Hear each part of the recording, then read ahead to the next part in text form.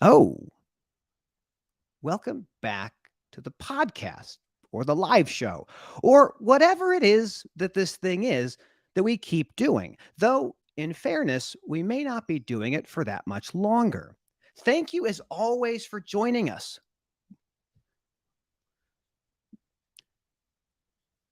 Whether you guys are here watching us across the country or whether you're watching us right now in the comfort of your own home or you're actually just hanging out watching this thing in real time, I'm so excited to have you here.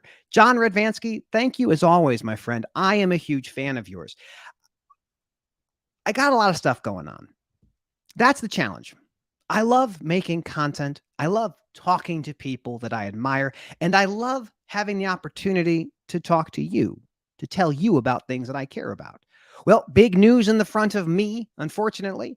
We're going to be taking a little bit of a pause. This is the final season or final episode of this first iteration of the season of this podcast talk thing that we keep doing. Why? My wife and I are expecting twins, two of them, two babies coming any day now. Though, in fairness, it could be in about 10 days. Hopefully, it's 10 days. I want to think that I'm ready.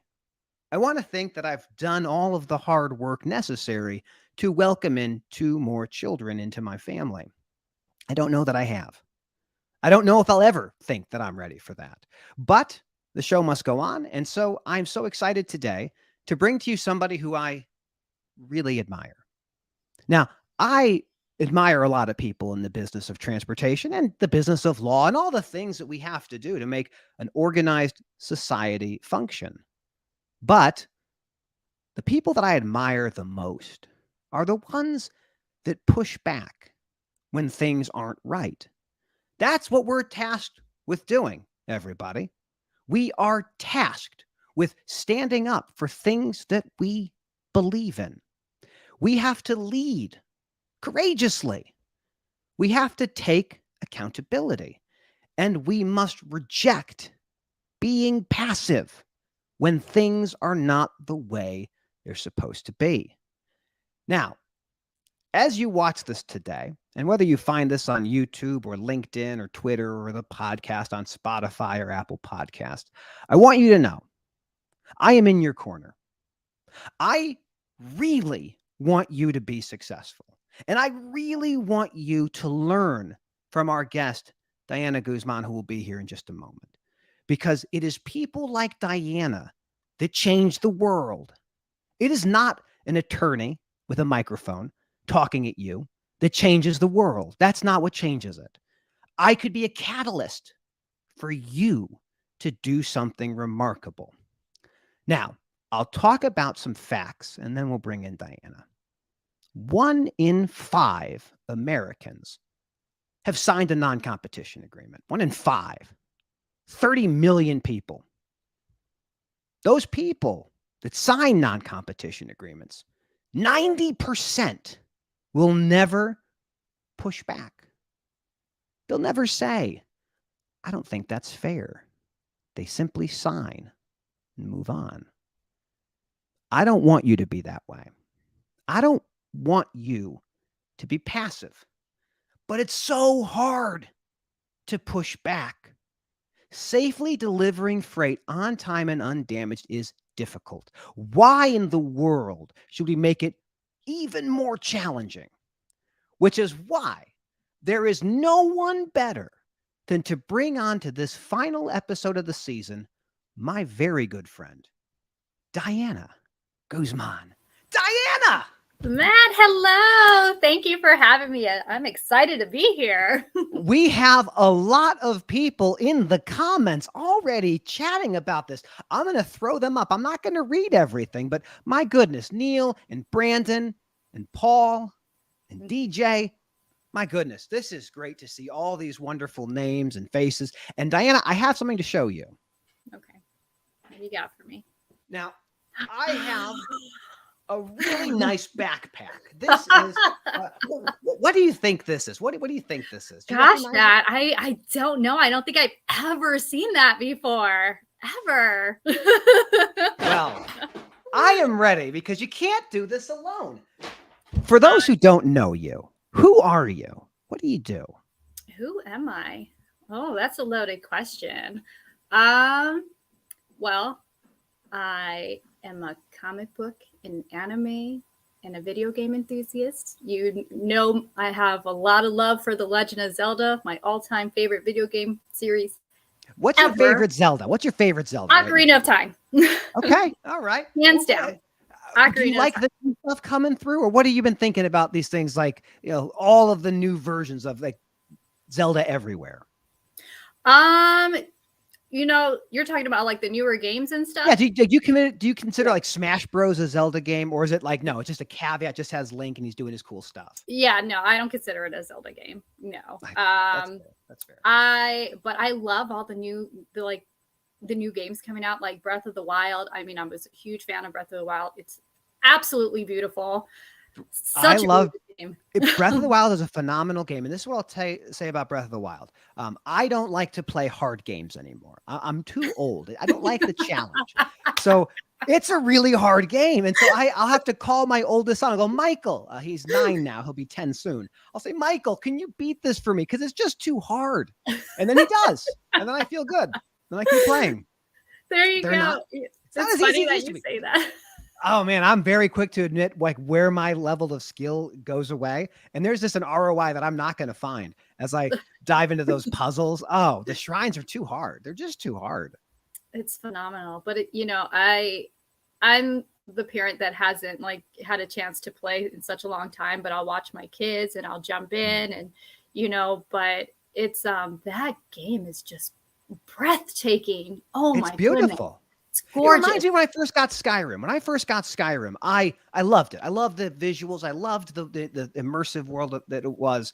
But nowadays, like I'm waiting for like the next Legend of Zelda to be on like the Oculus to see like 3-dimensional hitting with the sword. That's what I'm hoping for. I'm looking for that someday. That would be trippy, actually. So you're in the supply chain. So you love comics. We'll talk about Marvel and DC and why Marvel is manifestly better than DC. But we'll get to that here in a little bit. Yes. What do you do in supply chain? Like, tell me about this. What got you into this business? Oh man. So, what is the old adage? Like, we don't get into this business on purpose, right? Well, you can't leave it either. That's the other part of it. I definitely did not. So, I kind of got into like this whole like transportation trucking business back in like 2019 when I worked for like an IT consulting and staffing firm.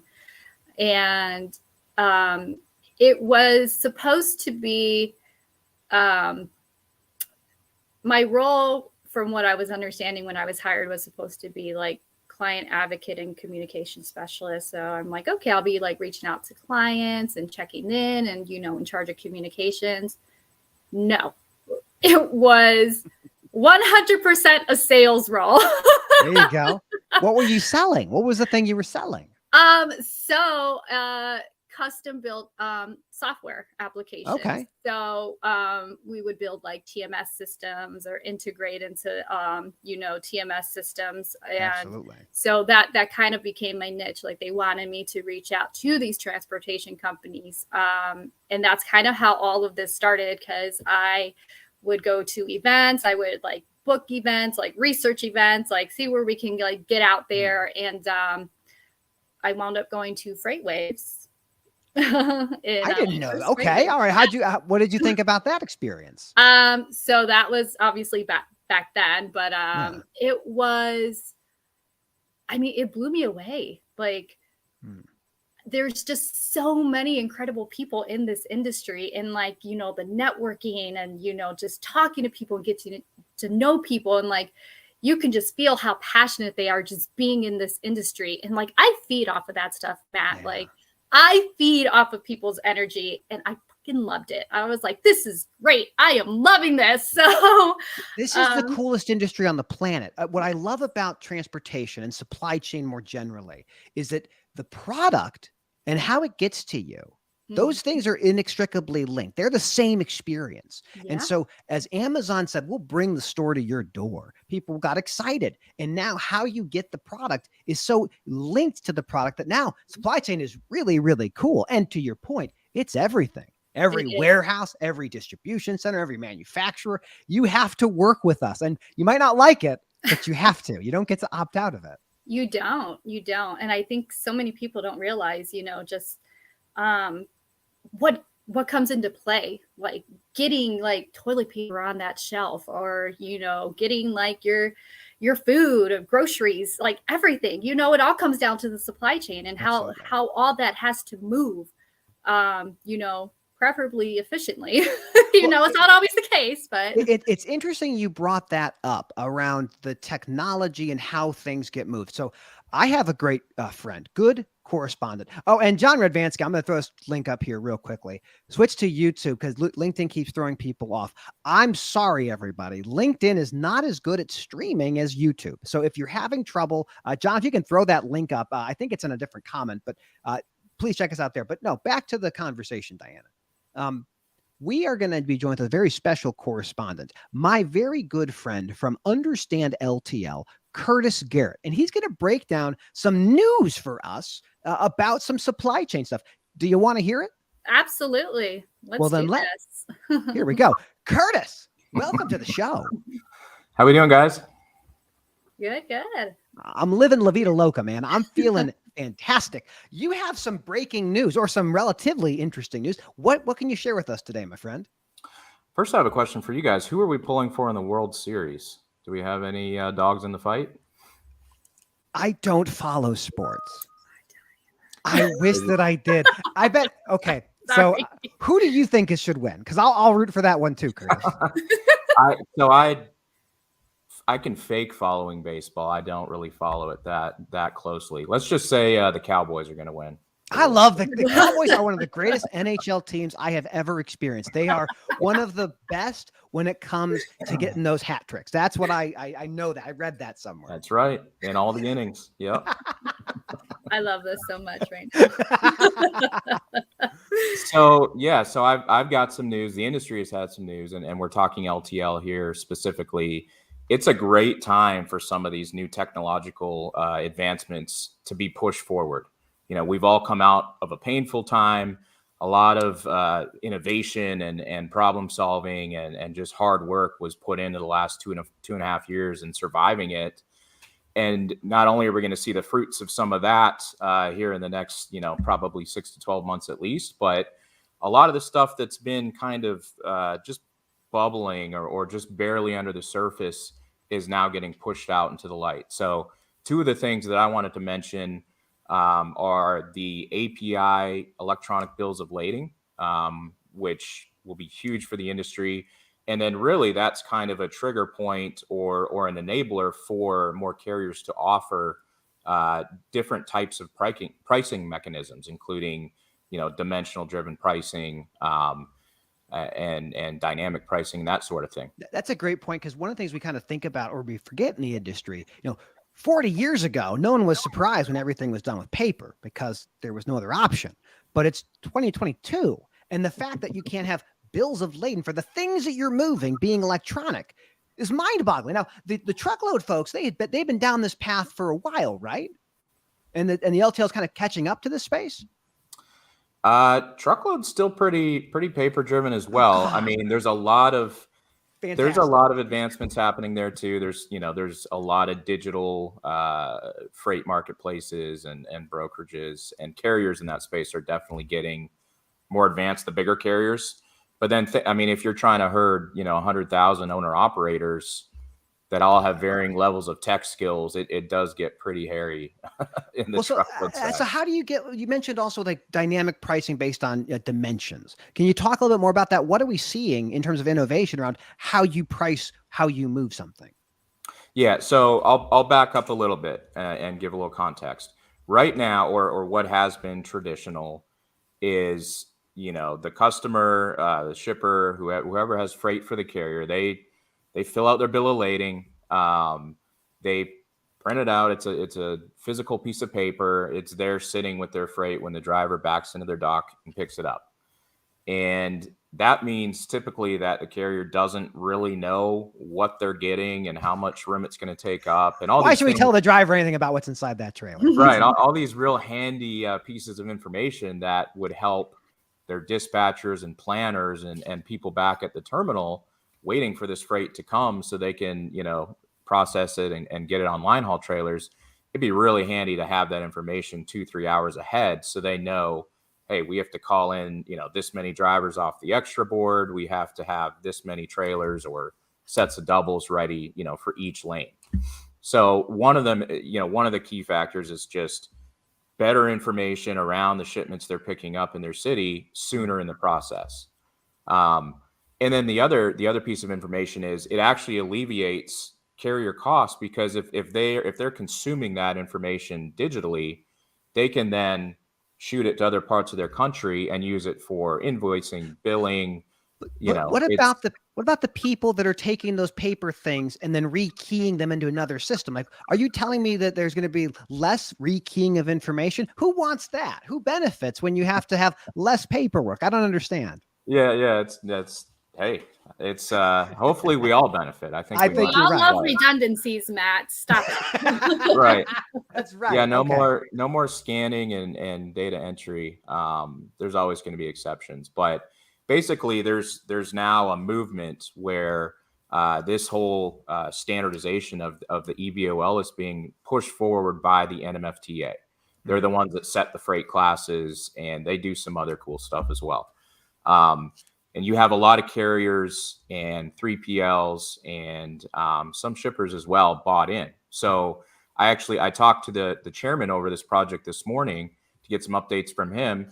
And he said the pledges and the amount of companies committing has blown away their hopes. They thought they'd have 15 by now, and they've got over 40.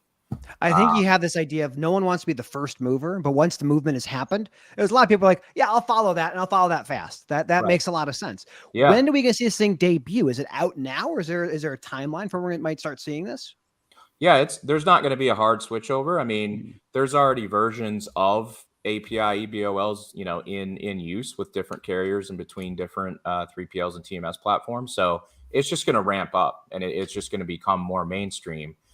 The next point was, with this better data in hand sooner in the process, including hopefully the right dimensions, weights, commodity descriptions, carriers like FedEx and OD and ABF and XPO and quite a few of the larger carriers are coming out with new programs around more, space-driven and service-driven pricing, instead of right now, you just enter a couple zip codes, you put a weight and a class, and that's the price you get, whether your freight takes up half a trailer with its footprint and it's awkwardly loaded or what have you. So FedEx recently just came out with a program called Space and Pace, which, it's early. There's a lot of unknowns here. They're talking about, dimensioning in motion. So essentially, the assumption is they're going to have, they do have dimensioners, but I think the technology is getting better where the dock workers don't necessarily have to, pause and scan it for or measure it maybe. Yeah. Or measure it. It's going to be more capturing of dimensions as they're in motion going down the dock. So I love the idea of like the autonomous technology being like a pair of glasses. Maybe they can say, I can show myself every space in that box. And so I know where this thing is going to go. What the measurements are could probably be done with some sort of virtual reality or some sort of augmented thing. This augmented reality. Yeah. We're a little ways off from that, but I've had the same thoughts. Like AR in LTL could do a lot of good. I couldn't agree more. I love the idea of autonomous spotting trucks too, but we'll have to get that for another day. But Curtis, thank you so much for coming in here and talking to a little bit about the new trends we're seeing in the electronic bills of lading. I'm excited to see it. It reduces paper and redundancy. I don't like printers. If I can destroy the printers out there, I will do that. But right. Man, it's great to see you, sir. Yeah, likewise. Good to meet you, Diana. Oh, Diana's awesome. Thank you so much, Curtis. We will talk more. We have much to catch up on, but Curtis, have a great rest of your weekend, my friend. All right. Well, he's gone now. Curtis Garrett is a great friend of mine. If you don't follow him now, I encourage everyone to go over to Understand LTL, follow Curtis Garrett. He's phenomenal. But Diana, now we're back talking about you, and I want to know a couple things. So sure. What got you into doing driver recruiting? Where'd that step go in your career? Well, that I guess also happened on accident. That's how it always is, isn't it? Always. So I kind of like quickly, kind of quickly quit my job, like with no notice, with that staffing firm I was telling you about. And for I was unemployed for like a month, but I just couldn't stay there anymore because it just didn't align with my values and my beliefs. And I'm very very adamant about that. So I love that about you. I took a job. I was there for 4 months. I said, this isn't good for me. I'm done. Like, you can't leave. It's so soon. I go, I don't care. I'll figure it out. And that's me. I don't give a shit. Like, I'm gonna leave. I don't care. Like, if I'll you're have to put the explicit one on this podcast, but that's okay. Yeah, I have the mouth of I say a sailor because my dad was in the Navy. Although, like, that man doesn't really swear. I don't know where I get this mouth from. Probably my mother. It's transportation. That's what it is. Like, now I have the mouth of a trucker. So, but yeah, I just kind of like happened upon this, and I applied, and at this company, CWS, and I was there just a little over a year, and just learning about driver recruiter and what it takes, and DOT regulations and all this crazy stuff. And I'm like, wow, this is a lot, but it's so cool. It is. I mean, it's a very simple idea that you have a 14-hour window to drive for 11 hours, and you have to take a 10-hour rest. And then if you interrupt that, you have the same chance. There's nothing complicated about that. It makes total sense. Just having these little increments of time that are, you can't, kind of move around them. It's fantastic. It is. And it's crazy. It's just, I think for me, because I'm like still so new to the industry, it's just, you don't realize how many rules and how many regulations there truly are to all of this. Like, and it blows my mind, Matt. It blows my mind. And so many people don't think about it like that. I encourage everybody. Brandon Weissman's been in the comments here. He runs a company called Truck Safe, and he's also a lawyer. So I love talking about lawyers, but just getting the updates of like what happens in a given day for ELD mandates, the changing of different types of hours of service regulations. It is a tough job. And yet so many companies are struggling to find and retain truck drivers. We have numbers that some companies have 120, 130% turnover. So they hire 10, they lose 13. You've been in the business now for at least a little while. What are you finding when you talk to truck drivers? What is it that moves them to want to work for somebody? Well, I think it definitely has to do with like different demographics. So you have your older truck drivers who just are not a fan of ELDs, like at all. Because they want 4 logbooks. That's why. Yes, they want to have 4 days. Which one do I need to get out? Okay, this one.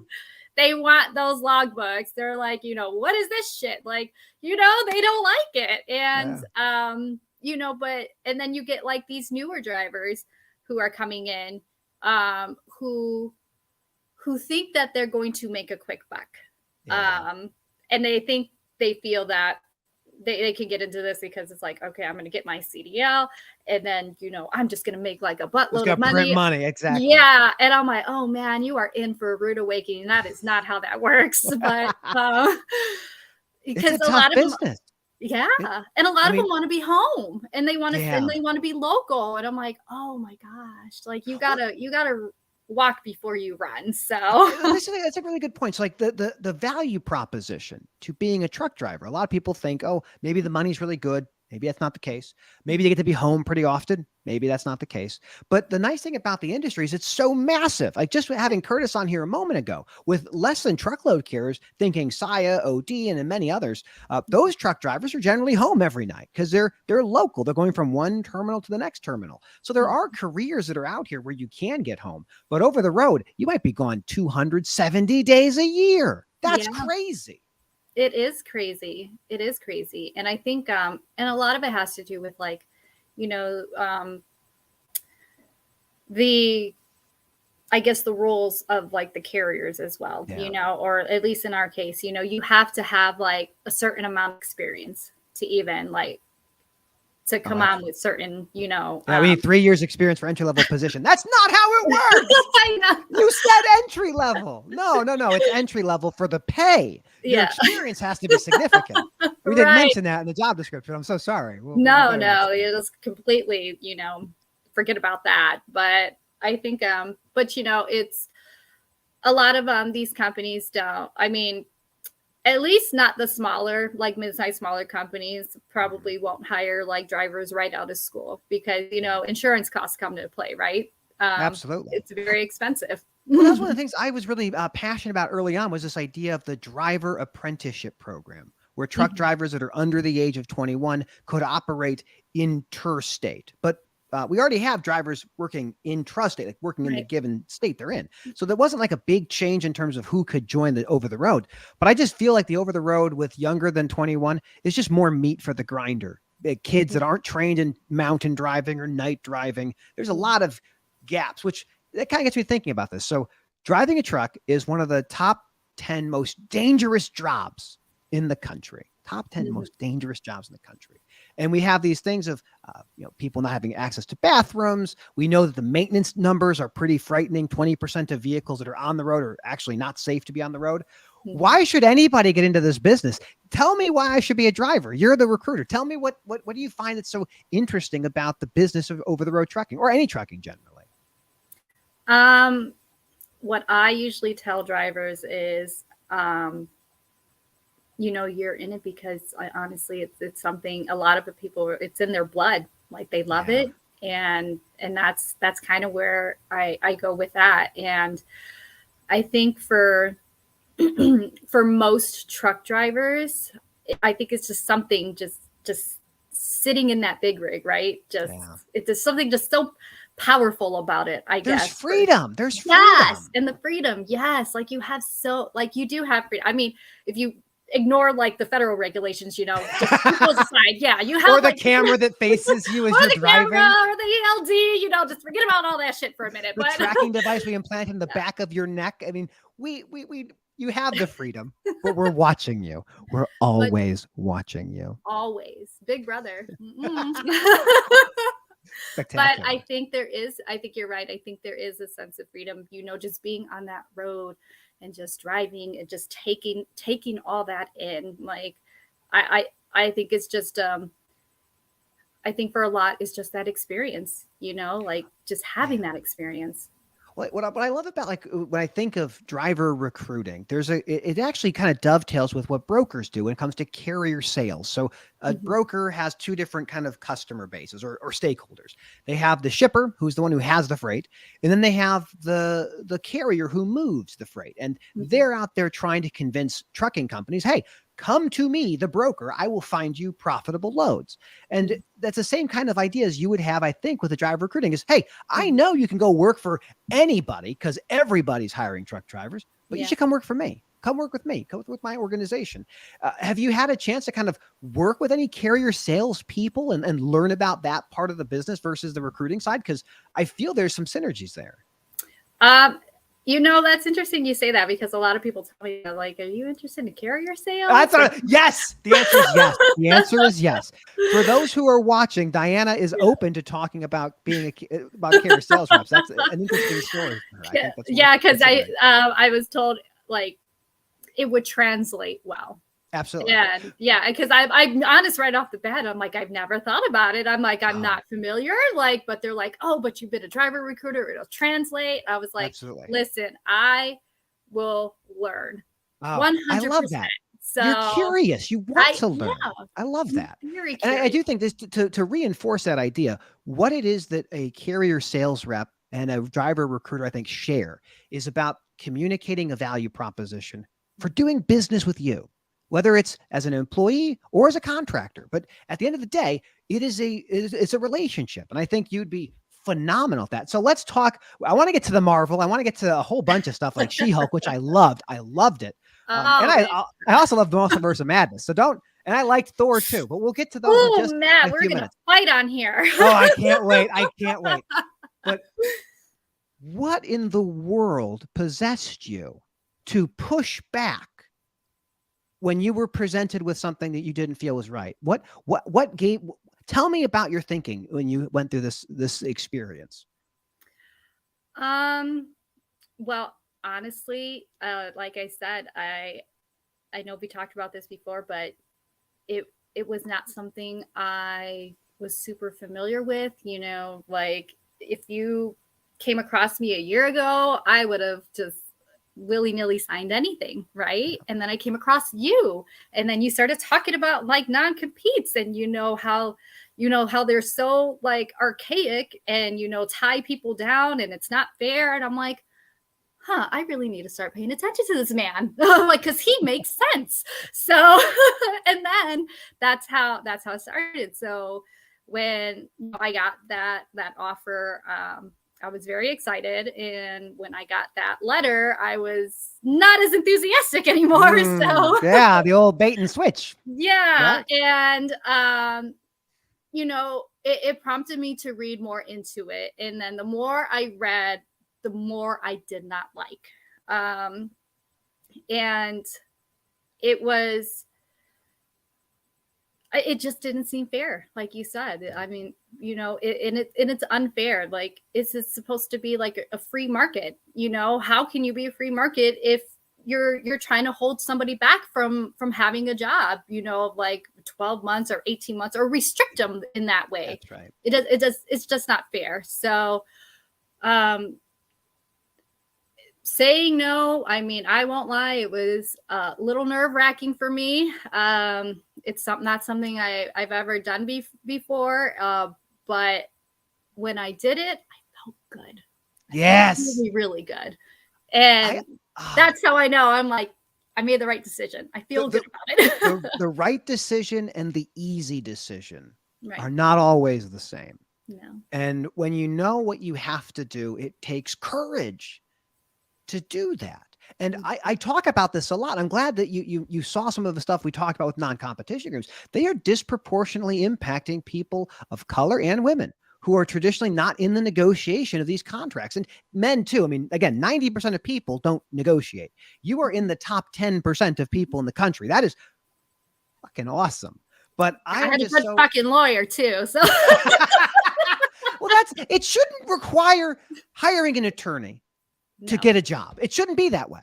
Mm-hmm. And this is a hill I would die on. And I'm so glad I can't make the decisions for anybody. I can just say, here's my recommendation. And you are a fighter. And the biggest thing I want people to know that are listening to this now or watching this now is you are a fighter. You are tenacious. You will move mountains. And my God, I know people will follow you and they will learn from you and they will look at you and say, she can do it. I can do it. So whether you want to be a role model in this place, you don't get to opt out at just like the supply chain. I'm so proud of you. I'm so proud of you. Now, that leads me into the part that we're going to have a disagreement about. I like She-Hulk. I thought it was a good show. So let's take a minute. Let's take a beat. Let's talk about some Marvel. How's that sound for you? I'm fine. Let's do this. I'm going to be honest with you, Matt, though. I did not finish She-Hulk. I can only bear to watch the first episode, and that was it. Okay. All right. So, all right. Well, then, right off the bat. Okay. Then we can't really get into She-Hulk because I asked that you watch the whole thing over at the period of time we have, maybe in a couple months or something. We'll have another show and we'll just talk about She-Hulk. What has been exciting for you in the world of Marvel? Because I'm a comic book guy. I grew up with X-Men, with Deadpool, with the Avengers were never super interesting. I love Daredevil. I love Matt Murdock. But what do you find so compelling about comic books generally? And who's your favorite superhero? What I find most compelling is just like, honestly, like the characters and the stories. And, and for me, I'm a creative person. So like just getting into like the mind of the writers, the mind of like the artists and the illustrators. It's like, how do you come up with this stuff? Like, it's so fascinating to me and I love it. Right. And I'm most excited for Black Panther 2. Yes. Yes. I cannot wait. I know it comes out next week. It looks phenomenal. And I'm super stoked. I'm about to get my tickets like after we jump off of this. So, That's phenomenal. That's but phenomenal. I'm very, very excited for Black Panther 2. Well, Namor the Submariner. I mean, I love a good villain, and this is a guy I don't even know. I watched no trailers. I want to be completely fresh when I go in there. I just know Namor somewhere in this place. Well, and then if I'm not mistaken, they actually changed his name. His name is not Namor. What is his name then? I can't remember, but I think they said that they wound up changing his name because, you know, of course, you already know there's a Namor in the DC universe as well. So I guess they wanted to make sure there was like that distinction, you know, like, hey, these are two separate people. So his name is not Namor. Okay. Did you watch Jessica Jones when it came out on Netflix? I did. Okay. Do you remember Purple Man? He was going by Kilgrave, as was his name. Yes. That was like David Tennant. David Tennant. I love David Tennant. My favorite comic book scene of all time. I will describe it now. I'll set the scene. It starts with Dr. Victor Von Doom. And Dr. Doom had taken Kilgrave, Purple Man, and used his power to amplify and take over the entire world. And because Kilgrave, Purple Man, has this ability to influence you with pheromones or his voice, whatever the power is, he can make you do things. And Kilgrave is in a little like container, and he's being sucked away by Doom. And Kilgrave says, "It's not your power, Doom, that does this. It's my power. I'm actually the one in control." And Doom says, "Oh, you think so?" So Doom walks into the chamber, takes off his mask, puts off the magical guards that he has, and Kilgrave gets to expose himself to Doom. And he's like, "Doom, slap yourself." And Doom's like, doesn't do anything. Kick yourself, kill yourself, do something. And Doom just sits there and goes, "The will of Doom is more powerful than the power of Kilgrave." That willpower of Doom. Oh, it's a beautiful comic book scene. I love that comic book scene. Oh my gosh. The only other one I think is more interesting. And I quoted this when you posted not long ago about the non-competition. Shatterstar, who is this guy who's kind of a mutant, has these swords made of adamantium. Shatterstar is fighting the Juggernaut. He takes the swords through the holes of Juggernaut's mask, through his eyes, stabs him to the brain, and Juggernaut falls down. And Spider-Man says, "You can't stop the Juggernaut. You can only slow him down." And the next panel, Juggernaut is fully healed, and he's coming at you. Oh, love that. Love it. Good villains. I love good villains. Yeah, they honestly what makes great stories. You know, you can't have a great story without a great villain, right? 100%. That's just the way it is. So, who's your favorite villain? Do you have a favorite? My favorite villain? Oh man, comic book wise, or let's do comic book. Oh my gosh, you know what? I'll have to think about that. Oh my goodness. There's just so many. There's so many. I think. I love Dr. Doom. Doom is my favorite villain of all time. I love the good doctor. I do like Darkseid. Okay, that's fair. I do. So we're going to DC, I know, but you know. Yes, I know. Darkseid's very powerful. He's more powerful than Thanos was a ripoff of Darkseid. So people who are watching and thinking about this, Darkseid came first, part of the New Gods group, and then they kind of borrowed the idea from Marvel and made Thanos. Mm-hmm. Yeah. Okay. What about the Green Lantern? Do you like Green Lantern? I do, but I didn't get like too much into it. You know, but I enjoy the story, like Hal Jordan, of course. You know, everyone knows like Hal Jordan. He's weak against the color yellow. That's my problem with DC. Was like for a while, if you had like a big mallet made out that was just yellow and you hit him, it would hurt him, and he'd be out of luck. So I just DC, I don't know. Okay, I gotta tell you something. I have a friend. I want to introduce you to her. Her name is Abby Haffenbrettel. Now Abby is a dynamo. She is phenomenal. And so would you like to meet Abby? You like to say hi? Absolutely. Let's meet her. Abby. Hello. How are you doing? I am good. I just had some good lunch down here in Nashville, little brisket tacos. That's fantastic. Well, Abby, I assume you have some breaking news for us. What's going on? Oh, so much breaking news. Big game this weekend. What's We have happening? Is UT it that baseball thing? Georgia. Yeah. Wait, The baseball. the baseball. Okay. Mhm. So that we know Or nothing the football, as some people. Yeah. Yeah. What is the okay? Who's playing? What's happening?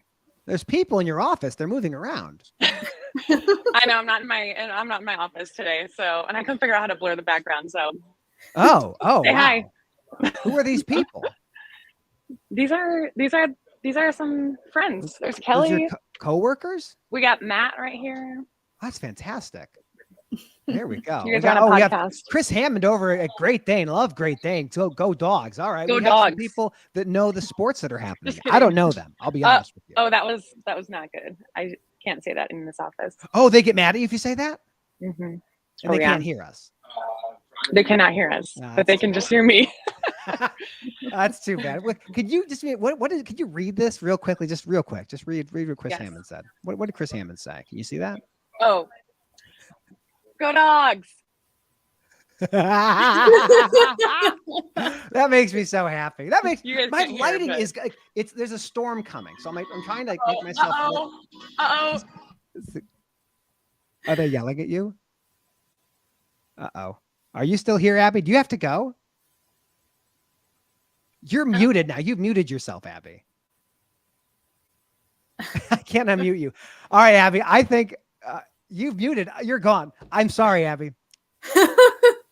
We got to kick Abby out of here. Thank you for stopping by. I can hear you now, maybe? Now I can't hear anything. Oh, we can hear you, though. Okay. I can hear you. Yeah. They're playing All right. Rocky Top here very loud. Okay. Abby, have a great day. It was great seeing you. Bye, Abby. She's gone. Oh no! I wanted to hear the big news. I know. If she comes back and she has it, we'll bring her back. Okay. The news that I have is we do have our sponsor in the studio right now. This is the medium-sized dog we've talked a lot about. I'm going to let her down now because we have to keep the show on the road. Okay. Diana, we have 20 minutes left in our conversation. If anyone has questions for Diana, please toss them in the chat. I have been so overjoyed getting to know you over the past few weeks and months. I've been following you for a long time. You're prolific on social media. What is your thinking behind it? Like, because I produce things from time to time. You're pretty prolific too. What is it you're passionate about? What do you like about the social media? Just real human connection is what I'm passionate about, which is kind of the reason why I love being a recruiter so much, because I feel like those relationships are lost. So many people, when it comes to like social networking, it's like you see like these influencers like out there and, like regurgitating a bunch of bullshit, right? Yeah. And for me, I love authenticity. I love when people speak their truth and tell it like it is. And that's kind of how like I post, I don't sit here and think about what the fuck I'm going to post. I'm just going to be like, okay, like this is what's on my mind right now. Like, well, yeah, I see like there's stuff that you've designed that you post about. There's stuff about like Marvel and comic books you talk about, or DC. Your interests are prolific. They're prolific. Mm-hmm. And I love like, because LinkedIn, I think, is a good example. Almost all of it is like, here's business advice and here's how working with me will make your business a better business. And you're talking about things that are authentic to you, talking about things that you're passionate about. And it seems like not a ton of people do that. So when did you start wanting to do that? Because I'm relatively new. I've been doing it for maybe 2 years at a reasonable pace. But what got you to want to start doing it? I'll have to say we're probably like newish together. Yeah, I think so. Yeah, because I honestly, I just recently started doing it because I was more like a silent lurker, and I was like, when am I like, what can I bring to the table that's like valuable? And so I never really posted much until very, very recently, because I like threw that mindset out the window. I was like, fuck it, like I'm just gonna put stuff out there. Who cares? Right. Like if people read it, they read it. If they don't, that's okay, because at the end of the day, I'm putting myself out there and I'm speaking my truth, and that's what it comes down to. And that kind of how it's that's kind of how I see like those relationships as kind of like tie over into like recruiting, because That's for right. me, I love talking to drivers. They have like the best stories, and I love building Yeah. those connections and those relationships with them, because that at the end of the day, that's what it's about. Like, I don't see people as numbers. I mean, we're human. Who That's wants right. to be seen as a number? Nobody does. So We I are haven't, more than what we do. We are not defined by our mistakes. We are defined by our passions and how we impact others. And I feel like you have that ability to connect with a driver who their worst day is pretty tough. I mean, being constantly harangued for where are you? When are you getting there? Have you made it there yet? Are they treating you well? Not having access to bathrooms or parking or safe places you can set up shop for a little bit. And it makes me so excited to see your passion for this and yeah. this passion for this industry that once you're here, you don't get out. Now, there's people throwing some wonderful things. I'm going to read this. Sam Watts, he says, I follow Diana because she posts a bunch of different stuff. I love that. Well, okay. Yeah. Blake says, I follow her because I identify with noobs. Oh, you Yes. are a noob. We're all He is noobs, a though, aren't noob, we? yes. What is a noob? 'Cause I get that. I played World of Warcraft a long time ago, so Oh, I so you're know. familiar with that. I remember Leet speak. Yeah, but what is a noob? What's a noob? It's just that it's like a term that kind of like originated in like the gaming community about like being like basically like a new player, Yeah, it's or my first day. something like, yeah, very much so. So that's what a noob is. But technically the correct spelling of it is like N, and then you put 0 and 0 and then the letter B. That's right. But yeah, but that's basically what that is. So, but yeah, Blake and I had chatted before, and because we're both like noobs in this industry, and like That's right. I have no problem telling people that. I'm like, listen, I'm here to learn. Like, I'm not gonna know everything. So if you like start like rambling on about stuff that I don't understand, I'm gonna have like this blank look on my face, and I'm gonna be like, you need to elaborate and like break this down to me like I'm 5. So Well, I love that because like I'm in the same boat. Like I know my lane. I know my lane, and the lane that I come from is the maintenance and repair of commercial vehicles. That's what I know about. I know that really well. Everything else is different. Like I didn't know what brokers did until I made friends with people like Abby or Gunnar Miller, who would explain to me, like, this is how I do my job. I'm like, oh, that's really interesting. And you wait just a minute and you figure out there's stuff that still is worth learning about. Intermodal is interesting. Talking to people like Curtis about less than truckload. I think everybody is a noob at this industry, even if you've been in it for decades or even longer. Yeah, I definitely agree with that. And it's and I think it's because there's just so much, like just so much happening and just so much to learn. It's like just impossible to like learn it all, and it not only that, this industry is constantly changing and constantly evolving. Oh yeah. So you have to like try and keep up with that too, right? You don't keep up, you're gonna get left behind. So but yeah, I definitely agree.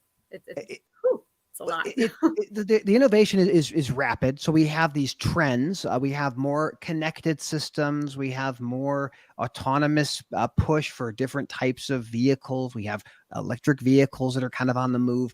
Are there trends that you're looking at going like, that seems frightening? Or do you go, oh, this all seems kind of like a natural progression of what it is that we are going to be looking at?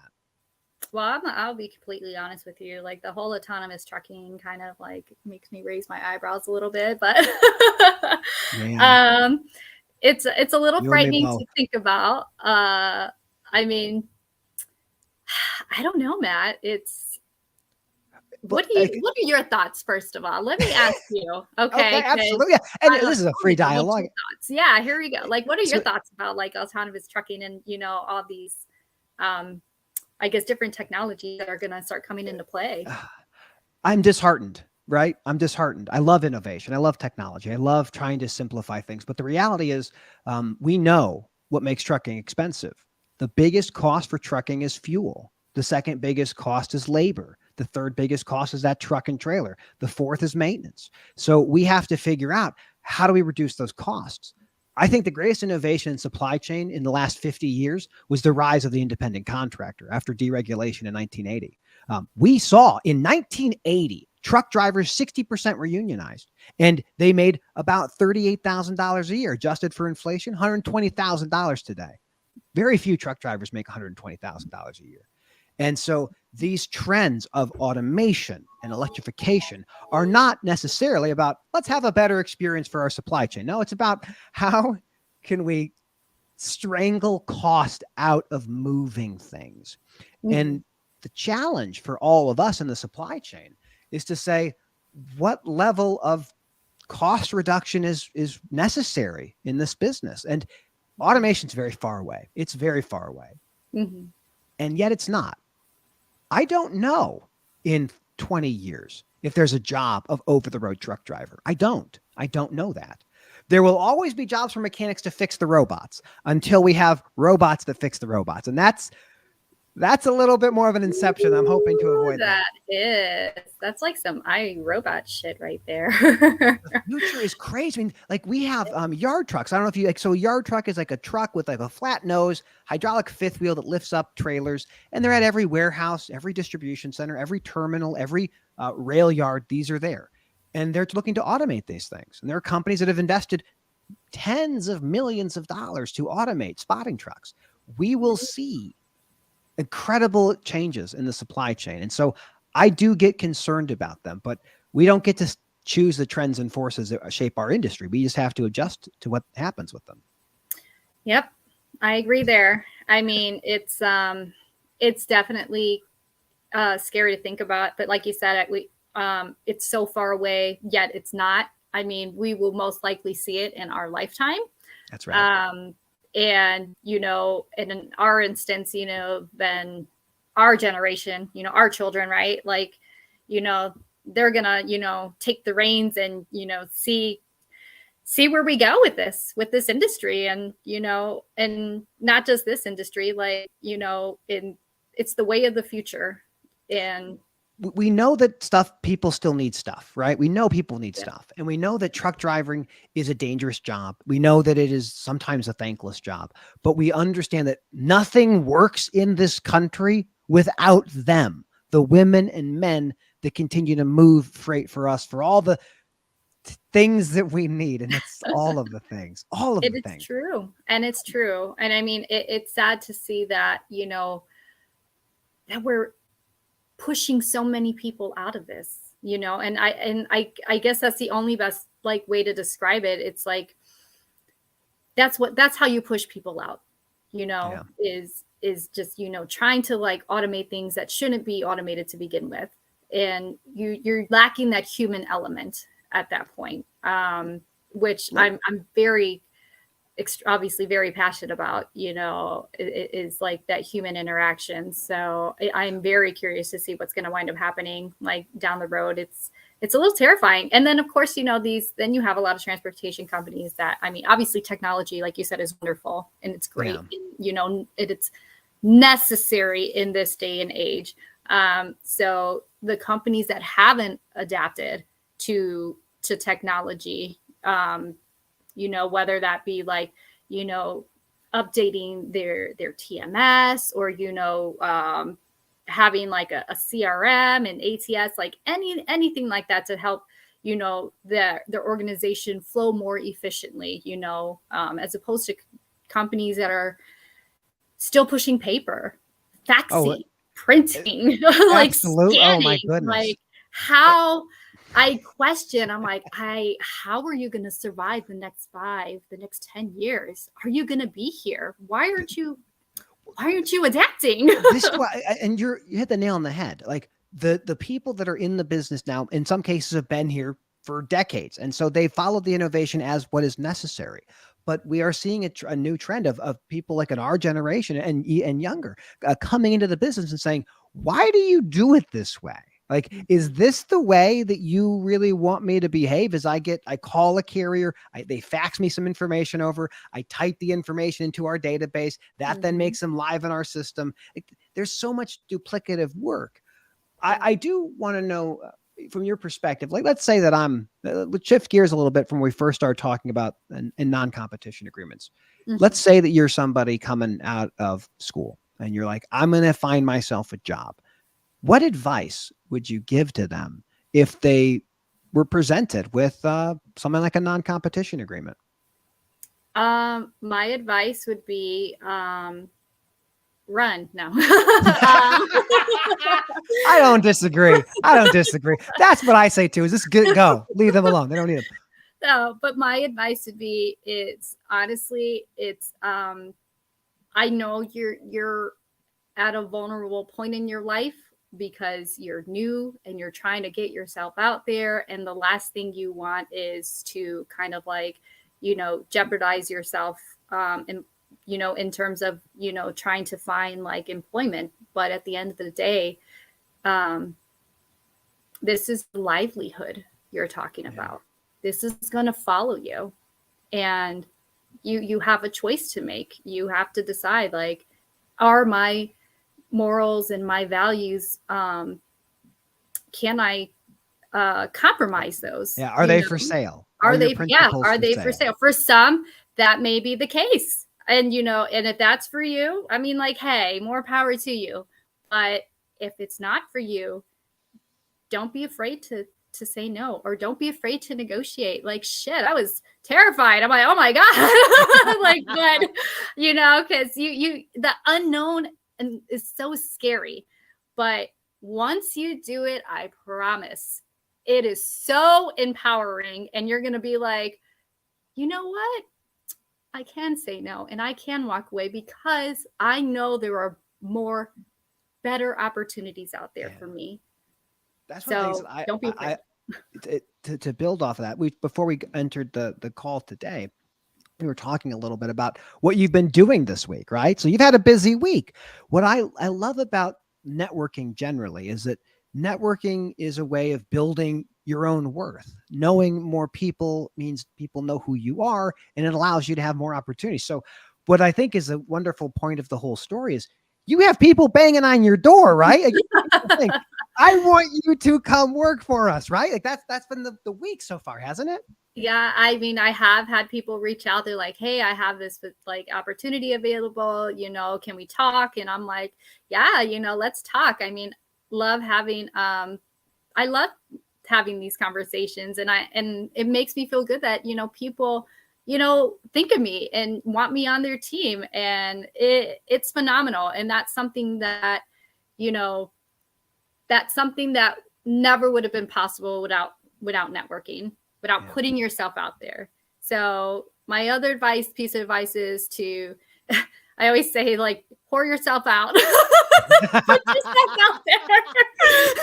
Well, so in fairness, like, we lawyers talk about walking the street. We say, like, that's what we do. We sell our time. Like, we know the business that we're in. So I'm with you. I'm with you. Yes. You have to you have to be vulnerable. You got to like your content is there's a piece of vulnerability there, because you're letting people see a part of your life that most of the time we cater very specifically what kind of persona we want to show people. But you've been open and out there, and I think it resonates with people because you're authentic. You're a real human being, which is always a wonderful surprise. Yeah, absolutely. I mean, I have no qualms in putting myself out there. My achievements, my failures. I mean, like, I don't care. I mean, I posted that I was a witch on social media, on LinkedIn, and people are like, oh my God. And I'm like, yeah, so whatever, who cares? Right. This is the final question I have, because we're getting close on our time here. Here's my final question. So I know a guy, really seems like a pretty normal person. He's going through some challenges right now. He has this deadline approaching, and his family, from what I heard, will go from having 2 children to 4 children. I don't know what to tell him. I don't know, because I've never been there. What advice would you give if you were going to give advice to this person we just assume is a caricature of a human being? Well, to this person, I will tell, as a mother of 5, my advice would be, you're never going to be prepared. Ever. ever. I don't think he would want to hear that, but it's a hard truth he has to understand. Listen, I'm not here to tell him what he wants to hear. I'm here to tell him what he needs to hear. And I'm telling you, you cannot be prepared. You will never be prepared.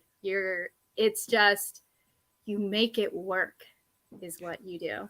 If he were to ask you, like, does the eye twitch go away over time, or does it always stay there? Because it's kind of started, like, from what I've heard from him, is that from what you've heard. I'm gonna have to meet this friend of yours one day. He seems really standoffish. Yeah. I don't know, you'd want to meet him, but he's okay, maybe. But no, just let him know that the twitching will affect both eyes eventually. Oh, that is phenomenal. Okay. We have to wrap it up. I'm going to kick you off. Don't go anywhere. Stay here if you can. Okay. I'm going to be right back. Just give me a second. I got to talk to the audience and tell them goodbye. Okay, everybody. We've done it. We've done a series of these conversations. I love Diana Guzman. She is phenomenal. I urge you to follow her on LinkedIn. She has so much to offer any organization. And I'm so proud of her for standing up for her beliefs when so many of us would simply say no and just give in. 90% of people presented with non-competition agreements sign them, not knowing what the future may hold because they just don't want to look bad for their new employer. That has to change. Now, we're at 1 hour. I'm going to wrap this up. Thank you all so much. I can't stress this enough. This was an experiment of me trying to see if I enjoyed it and if people cared to see it. And there were so many of you. The positive mentions, comments, notes have made this all so enjoyable. And I thank you for your time and attention. And until next time, which that will be at some point, I'm certain, I look forward to hearing more from all of you. Have a tremendous day and weekend. And then what I do here, Diana, is I hit the end broadcast button. So I click that and then it starts ending.